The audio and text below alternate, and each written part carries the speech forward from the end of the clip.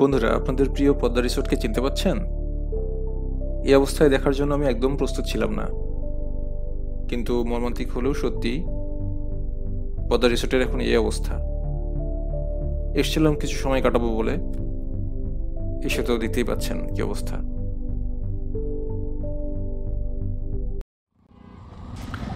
আসসালামু আলাইকুম বন্ধুরা, কেমন আছেন? আরও একটি উইকেন্ডের ভিডিওতে আপনাদের সবাইকে স্বাগতম।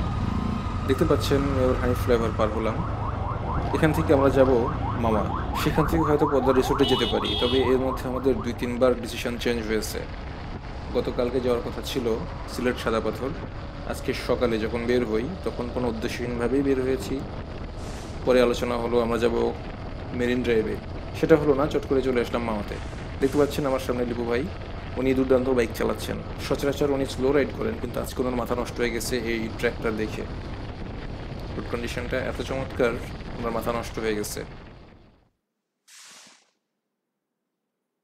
চলুন যাওয়া যাক।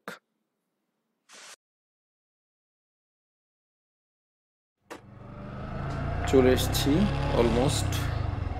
সামনে ইউনিয়ন পরিষদের সামনে বাইকটা রেখে আমরা চলে যাব পদ্মা রিসোর্টে।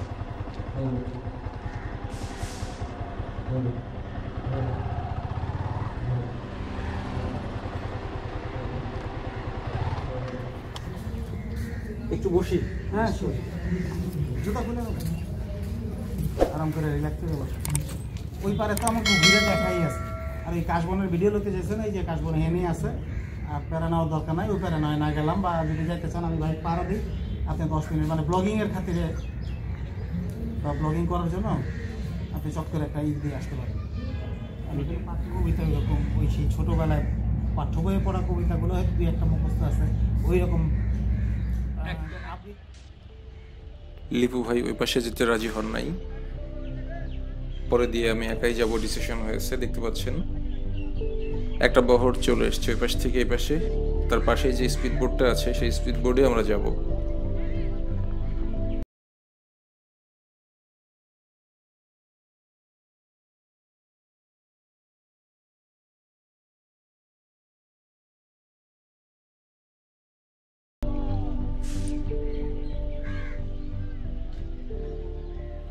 স্পিড বোর্ড যাত্রা শুরু করেছে, দেখতে পাচ্ছেন আমরা ছেড়ে আসছি ওই পার থেকে। বন্ধুরা, সামনেই পদ্মা রিসোর্ট, কিন্তু আমি এটি কি দেখছি? আপনারা দেখতে পাচ্ছেন পদ্মা রিসোর্ট ভেঙে গেছে। ও মাই গড! বন্ধুরা, প্রধান এন্ট্রি পয়েন্ট ভেঙে গেছে, যার জন্য আমরা একটু পাশ থেকে ওঠার চেষ্টা করছি, দেখতেই পাচ্ছেন।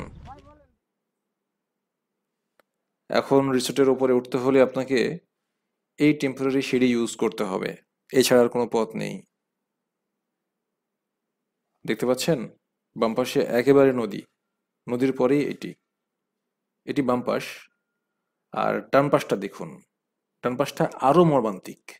কিচ্ছু অবশিষ্ট নেই, সবগুলো কটেজ ভেঙে গেছে, মাত্র 2টি কটেজ অবশিষ্ট আছে।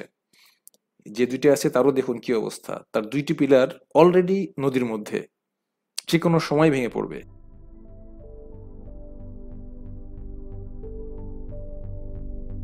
বন্ধুরা, ষড়ের ঋতু এবং 12 মাসের যে কটেজগুলো ছিল, আজকে তাদের এই পরিণতি।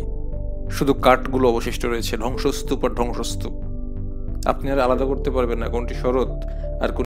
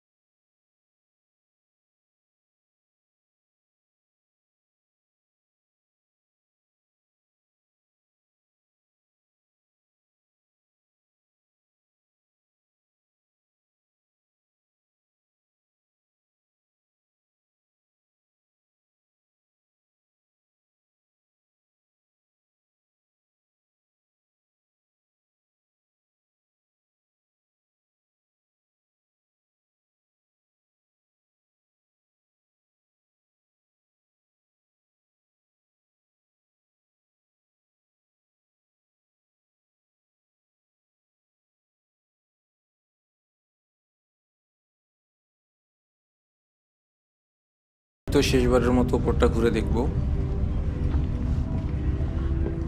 আর কোনোদিন এর উপরে ওঠা হবে না। ভাবতে পারছেন? দেখতে পাচ্ছেন এখানে শরৎ, এই কটেজটি অবশিষ্ট আছে।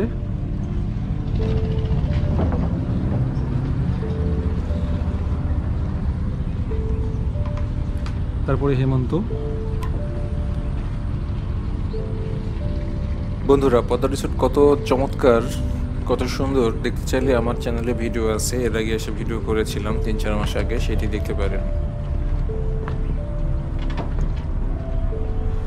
বলেছিলাম কিচেন, তারপরে রেস্টুরেন্ট ভালো আছে। কত আছে এখনো?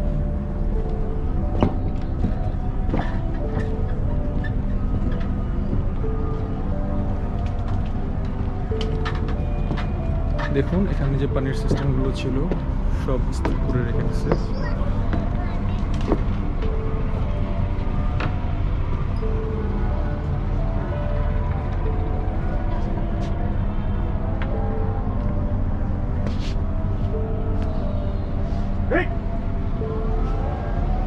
বন্ধুরা, প্রশাসনিক ভবনটিও ভেঙে গেছে, যার জন্য প্রশাসনিক সকল কার্যক্রম এখন এই রেস্টুরেন্ট থেকেই করা হয়। চলুন এখানকার একজন স্টাফের সঙ্গে কথা বলে দেখি কি অবস্থা।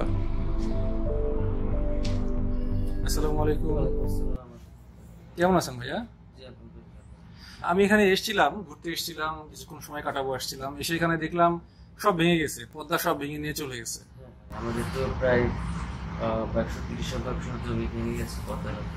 জি, অলরেডি আমরা 14টা গাছ ভেঙে ফেলেছি। আমরা অন্য জায়গায় অবশ্য শিফট করবো, কিছু বুকিং আছে, শুধু সিজন থাকার চিন্তা ভাবনা করে জি। ওই পারে চলে যাবো। ওই পারে বলতে গেলে কোন ভাষা যাবে? সুন্দরবনের মধ্যে আর কি, যে কোনো একটা জায়গায় আমরা আচ্ছা, শিফট করবেন। এই প্লেসে আপনারা থাকবেনই না? হ্যাঁ, বলা হচ্ছে না কি, কারণ তো দিনকে দিন তো ভেঙেই যাচ্ছে। আচ্ছা, কতদিন হলো ভেঙে গেছে?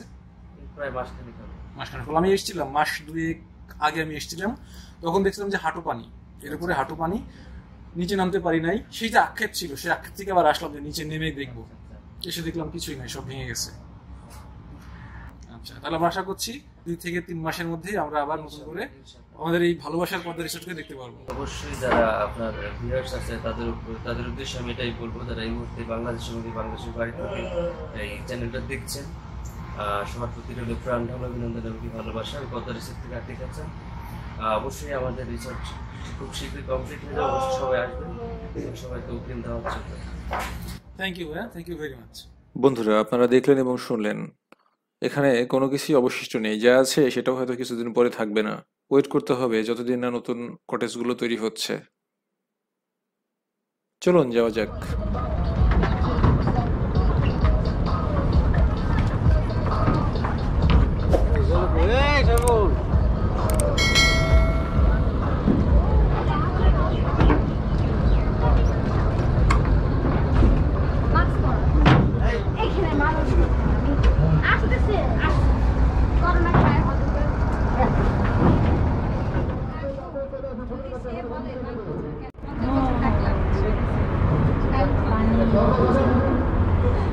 আমার তো ভয় লাগে না, সে আমার ফোনটাকে ভালো লাগে। বন্ধুরা, আজকের ভিডিওর শেষ পর্যায়ে চলে আসছি আমরা। জানি না আপনাদের কেমন লেগেছে, তবে আমি একটু ইমোশনাল। আর কখনো যেতে পারবো কিনা শিওর না। যদি আমার এই ভিডিওটি আপনাদের ভালো লাগে, আশা করি আমার চ্যানেলটি সাবস্ক্রাইব করবেন। যদি ভালো না লাগে নিরাশ হবেন না, ইনশাল্লাহ ভালো লাগবে।